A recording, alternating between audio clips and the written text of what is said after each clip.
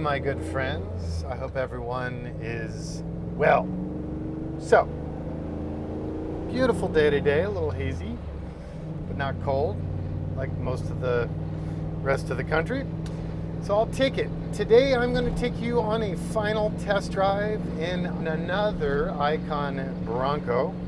This particular truck is BR number 75.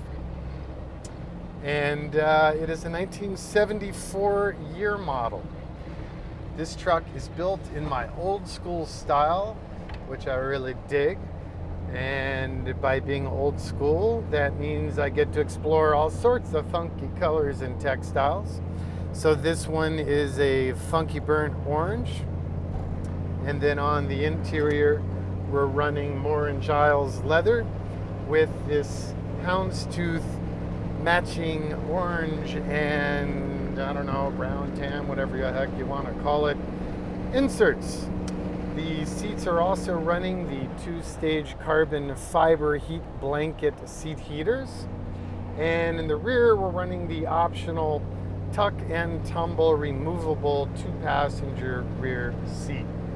All 4 seating positions have 3-point color-coded seat belts, and those integrate to our H-bar, which is braced to the body.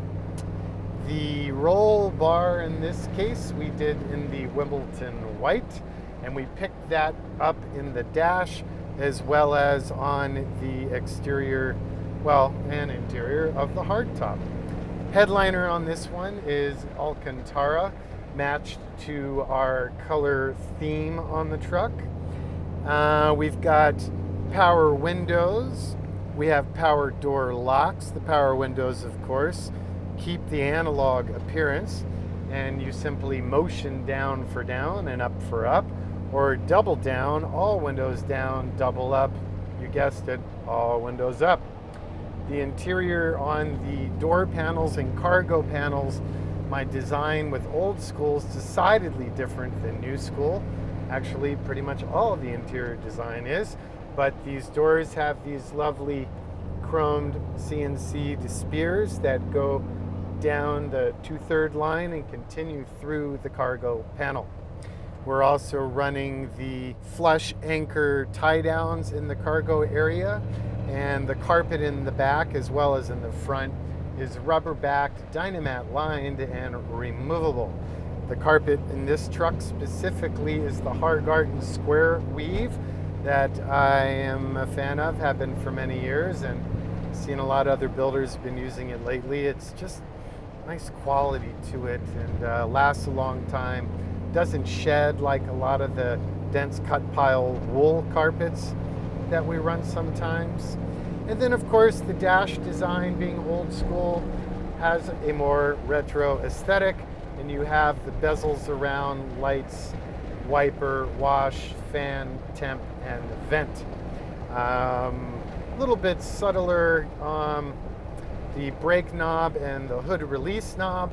You know, stock these trucks did not have a locking hood, and they simply had a tong that stuck out of the front grille that you would reach to grab. It worked just fine, but I'm such a geek for details. I get all OCD, got this silly thing sticking out. So we decided to delete it and do our cable release system that we had already been running in the new school for many, many years. Sun visors are also old school, and if you haven't busted me yet, I'll just come clean. Those are actually Toyota Land Cruiser FJ40 parts. Just not a fan of the Ford visors. They're huge and they're clunky, and they tie into that big fiberglass thingamajigger. It's just kind of ugly. So I took some liberties there and deleted it. What are you going to do with me, right? On the outside, we got the Ranger trim package on this truck.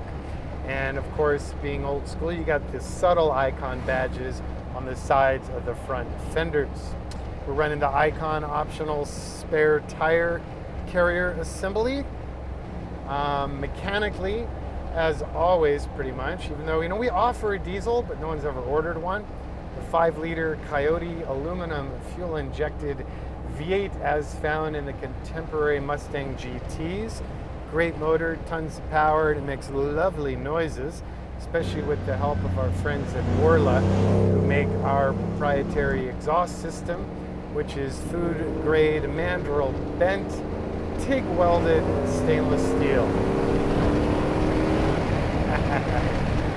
This one is a 5-speed manual, which I really like, and we're running our recently updated kind of 8-ball looking shifter. Keeps it old school. It feels really good in the hand too.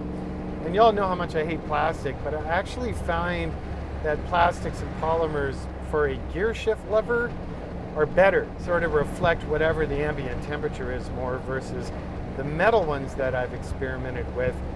They just get too hot or too cold with ease, so we like to avoid that.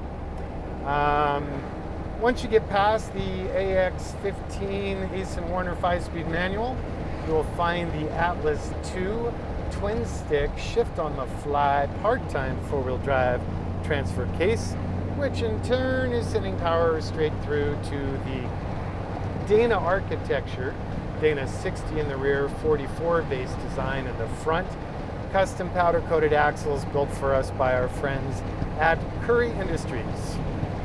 In the case of this truck, those differentials feature ARB locking differentials, front and rear, with a dedicated air compressor. And on the outer edges of these axles, you will find the Icon Brembo Sport brakes.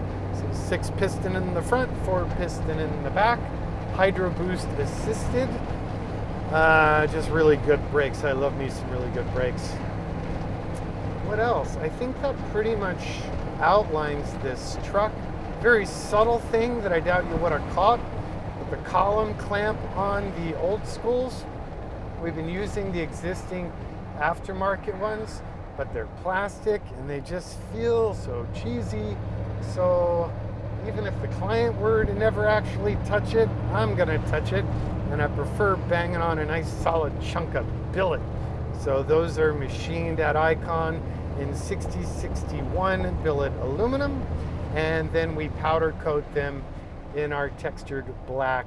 So, I mean, in the end, they still, I guess, look like the plastic one, but they're not going to turn chalky white and corrode, and they will last forever and ever and ever. Old school wheels, of course, always BF Goodrich all-terrain tires, and I think that that'll cover it, right? Thanks for watching. I really appreciate it. I don't know. I'm just happy to be here and happy you're there. And let's focus on what matters, such as simple things like that. All right? I'll see you guys on the next one. Thanks again.